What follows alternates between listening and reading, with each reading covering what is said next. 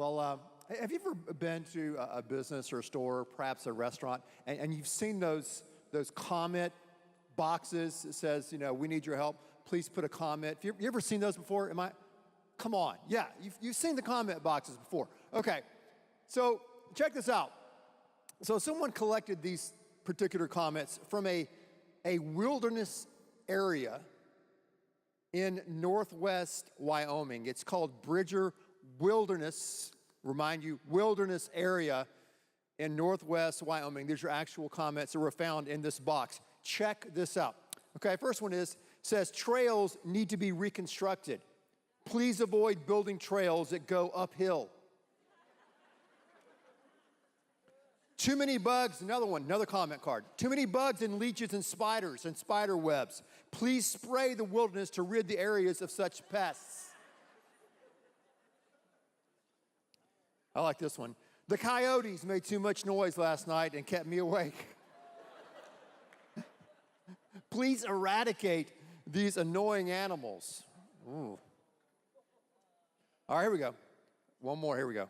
A small deer came into my camp and stole my jar of pickles. Is there a way I can get reimbursed?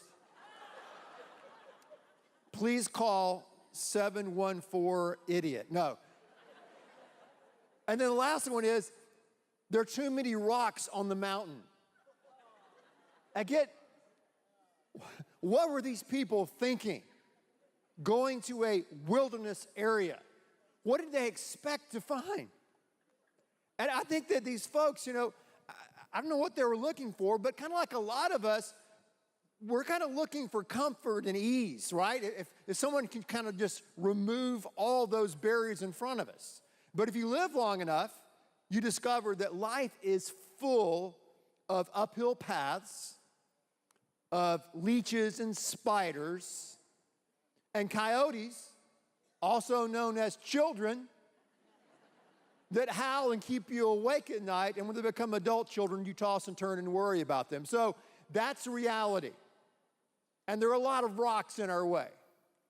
But also, as we go down life's path, as we kind of negotiate our way through our own wilderness at times, we face something of great danger to all of us.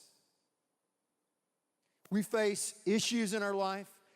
We face circumstances in our life that appear to us in the form of a giant. A giant. Right now, all of us probably have a giant in our lives right now. A problem,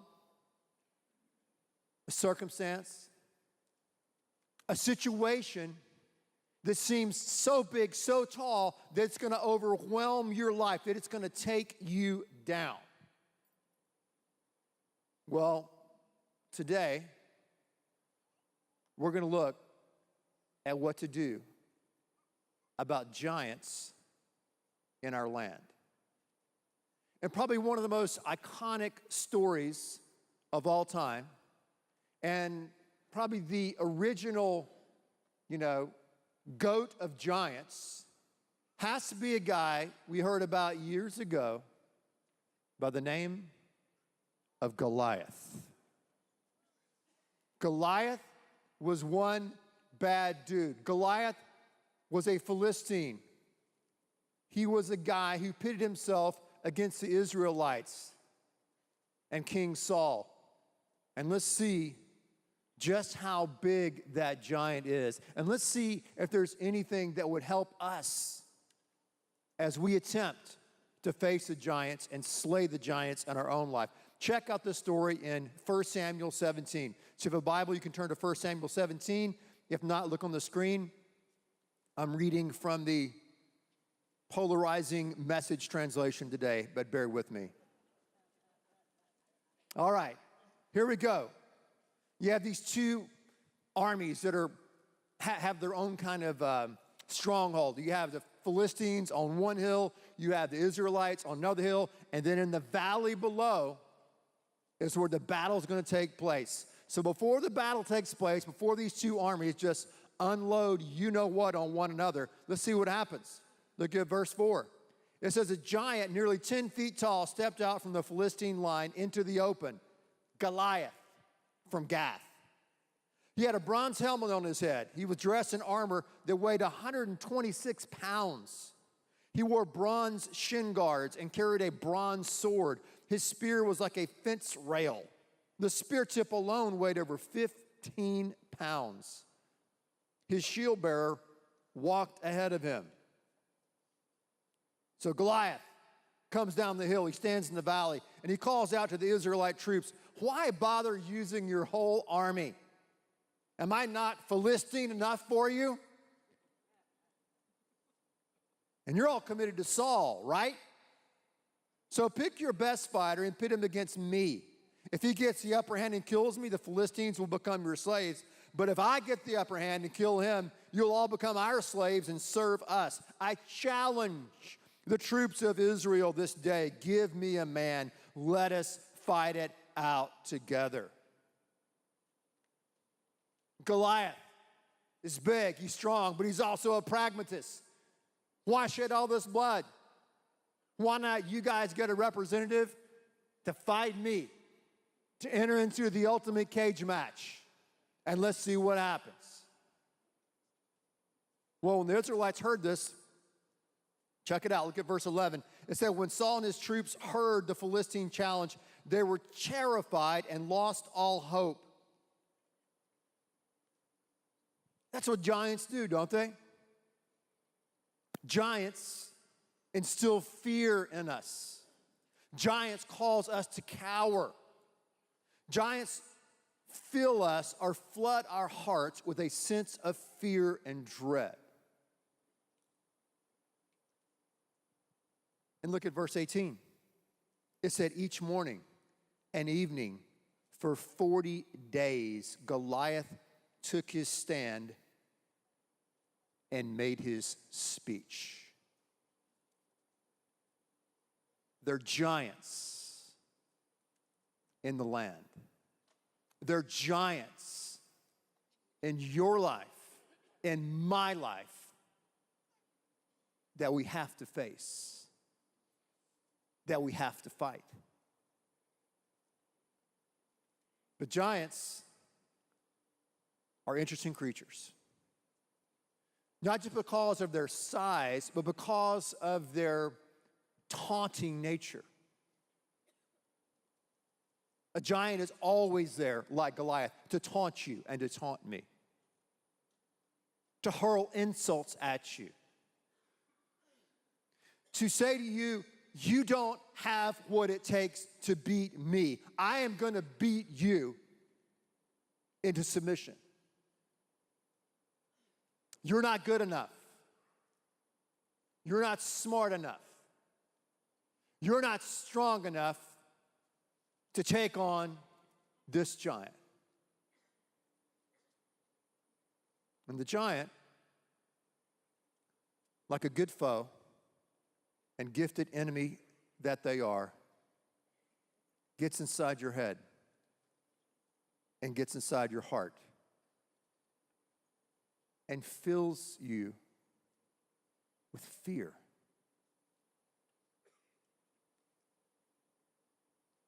Giants not only taunt us, giants haunt us. The giant that you're thinking about right now, the giant that is in your life, is not going to go away. I've discovered that giants in our lives are relentless. Did you hear that last verse? Day and night, Goliath would make his speech. Day and night, he would taunt them. Day and night, he would haunt them.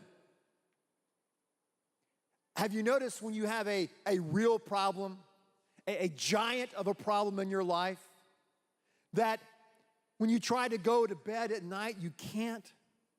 You toss and turn and toss and turn, and your heart and your mind is filled with worry and anxiety about tomorrow, about the future, about how you're going to make it, and how in the world are you going to face this giant?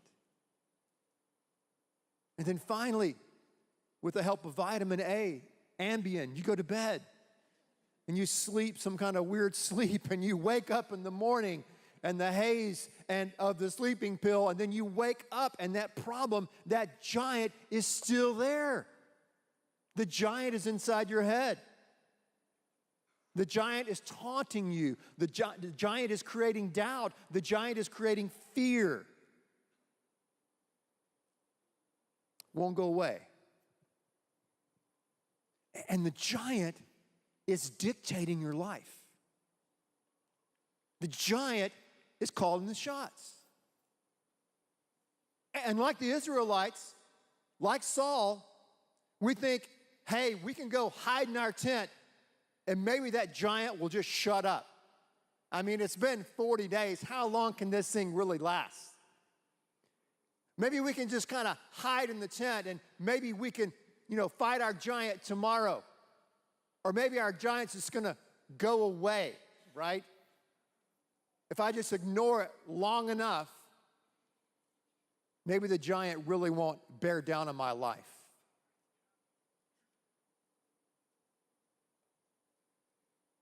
So, what is the giant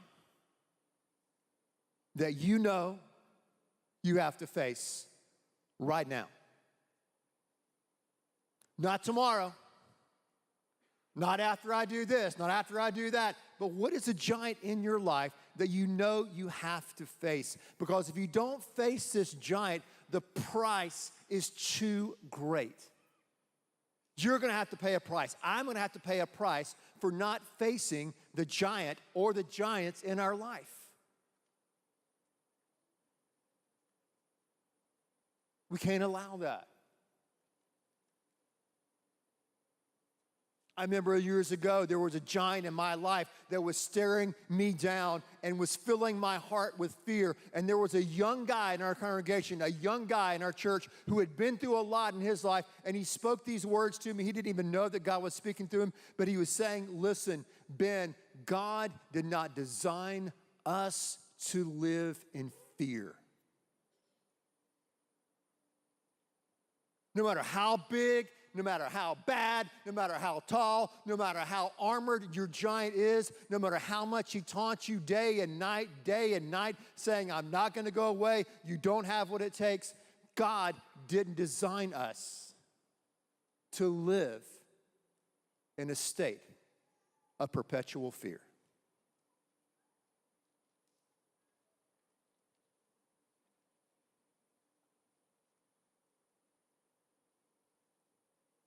But if you listen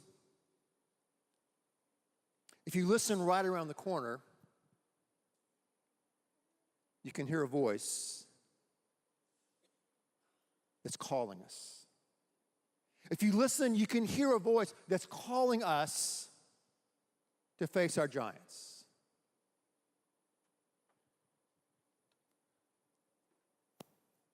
It doesn't matter if you're talking about Rocky 1, or Creed 2, or Star Wars, or Hunger Games, or Cinderella. We all love underdog. We love the underdog story. So if we listen, we can hear the voice of underdog. Look at verse 32. The voice comes from the field into the battlefield and says, Master, said David, don't give up hope. I'm ready to go and fight this Philistine. Saul answered David, you can't go and fight this Philistine. You're too young. You have no experience. He's been in the fighting business since before you were born.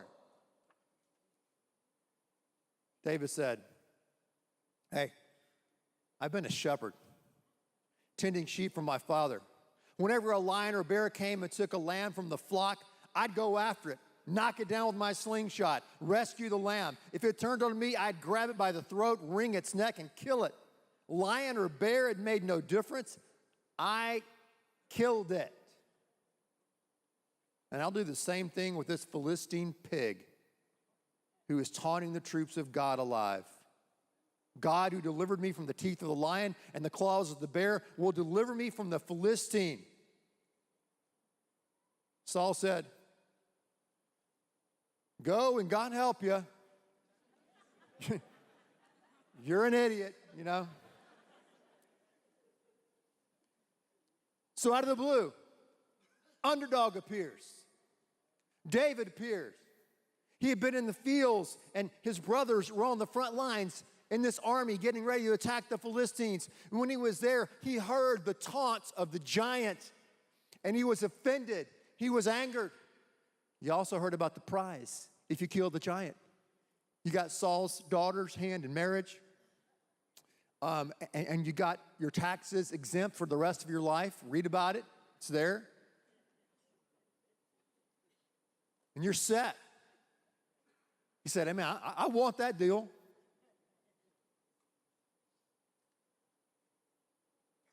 So what did he do? He said, I'll go. I'll stand up to this giant. I'll fight this giant.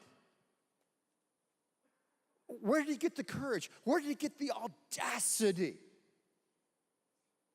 You know, Sun Tzu in his book, The Art of War, put it this way. He said, every battle is won before it's ever fought. Every battle is won before it's ever fought. David knew that. David had fought many battles. David had felt the fear and smelt the ugly breath of a lion and a bear. He had tackled these problems. David was prepared. David had skills. David knew the power of God. And if we're going to face the giants in our life, we have to be prepared to do the hard work behind the scenes. When no one's looking, when no money is on the line, when no one is looking over our shoulder to be sure we're doing it right or to be sure we're doing our homework, when we're out and by ourselves, we have to do the difficult work of discipline and develop the skills necessary to prepare us to fight our giant.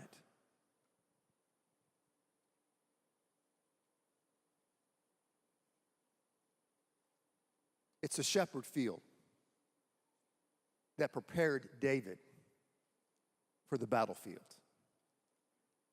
It's the shepherd's field that prepares us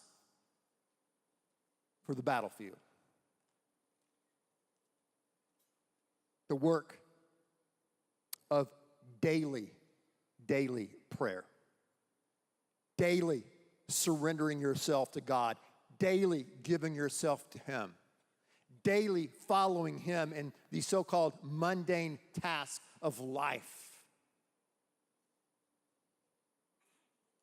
The shepherd field prepares us for the battlefield. So, old David,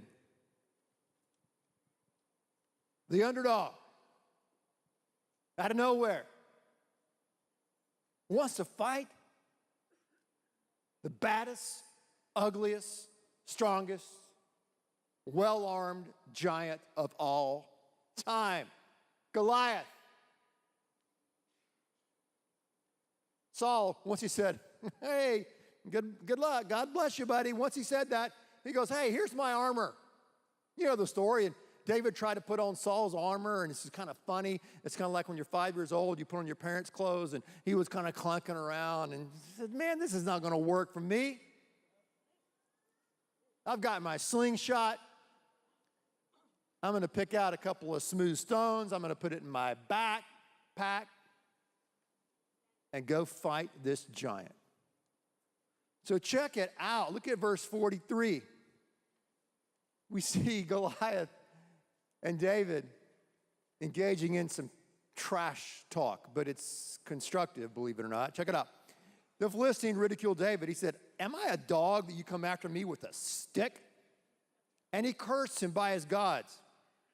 Come on, said the Philistine Goliath. I'll make you roadkill for the buzzards. I'll turn you into a nasty, tasty morsel for the field mice.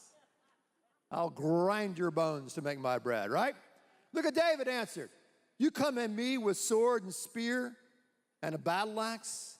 I come at you in the name of God of the angel armies, the God of Israel's troops, whom you curse and mock. This very day, God is handing me over to you. I'm about to kill you. Cut your head off.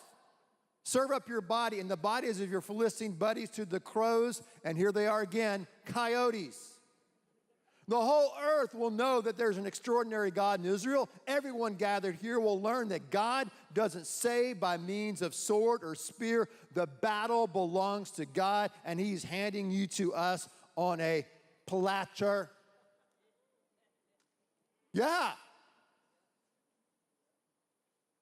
And as the story goes, Goliath is advancing. He's probably about 35 yards from David. David moves towards the Goliath. He has that slingshot. He hurls that stone, and it hits Goliath right in the forehead and sinks into his head, and he falls to the ground. Now you say, how is that possible? Well, there was a guy named Dr. Hirsch, who was part of the Israeli Defense Forces, and he estimated that someone with a skill who knew how to throw a slingshot like that at that distance, that rock was probably leaving David's sling going at a top speed of 76 miles per hour. So it was like a precise assassin's bullet struck Goliath right there in the old noggin. He fell down on the ground.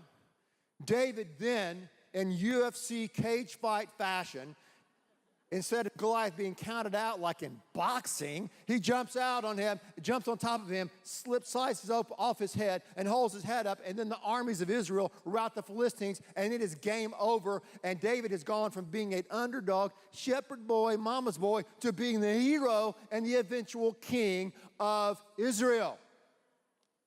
David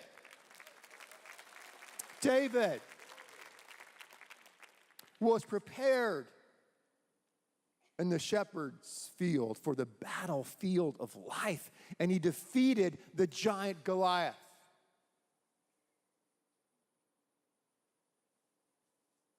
How did he do it? Well, obviously, he had great confidence.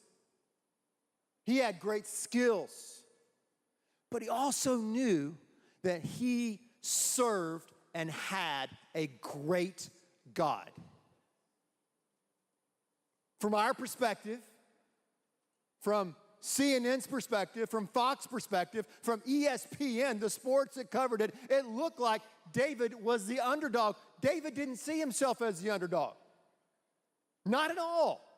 David was confident. David said, listen, I have fought other foes in my life. I have fought wild animals with a slingshot and the power of God. I can fight this little midget that we think's a giant. David basically thought in his mind, you know what? My God is bigger than your giant. My God, God of wonders, God of majesty, the one who has brought the victory for us, my God is stronger than your giant. David didn't see himself as an underdog, as a small shepherd boy. He saw himself as a representative of the King of Kings. He saw himself as someone empowered by the very presence of God. That's how he faced and killed his giant.